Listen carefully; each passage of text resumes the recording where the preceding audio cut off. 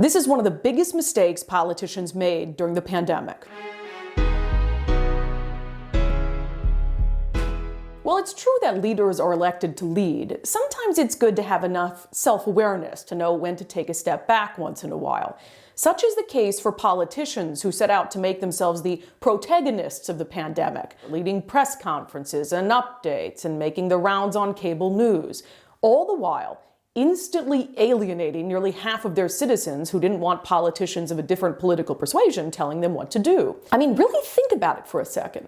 If the goal was to unite people to fight against a common enemy, the virus, why on earth would the face of that fight be someone as divisive as a politician, especially given the state of discourse in America and especially considering that the pandemic emerged in an election year when political hackles are high?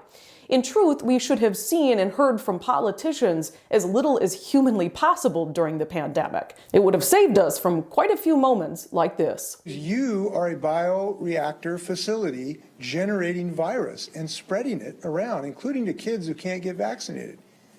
I want to reiterate that. If you're a 50-year-old man who, voted for Donald Trump and didn't think COVID was a problem and you don't get vaccinated right now, you arrest every kid in your city, because you could be spreading a virus to a 10-year-old who can't get eligible for the vaccine right now.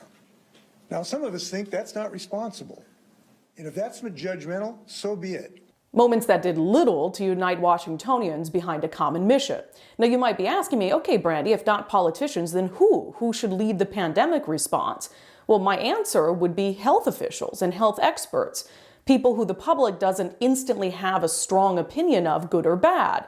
And while it's true that some health officials have themselves become controversial figures, I would argue that it's because the pandemic was politicized so strongly from the very beginning, in part because you had politicians who set out to make themselves the face of the fight.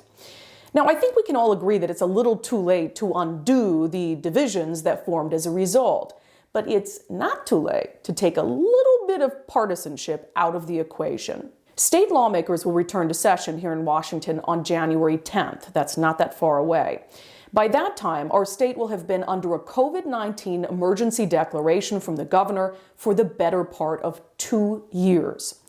A new legislative session means another chance for Republicans and Democrats to come together to put some checks on the governor's power. And even for Democrats, and I mean this truly, even for Democrats, there is very little downside to doing so, besides perhaps hurting the governor's ego a little bit. After all, Democrats control both the House and the Senate, meaning even if they did institute checks on the governor's power, they'd probably just sign off on what he was doing anyway. But by putting those checks in place, they're showing an act of good faith after nearly 2 years in delivering on something that Republicans and their constituents have been asking for. It would be a much-needed bipartisan moment, and just maybe the push we need to get us all moving across the finish line together. As for whether there's the political will to make it happen, well, I guess we'll have to find out.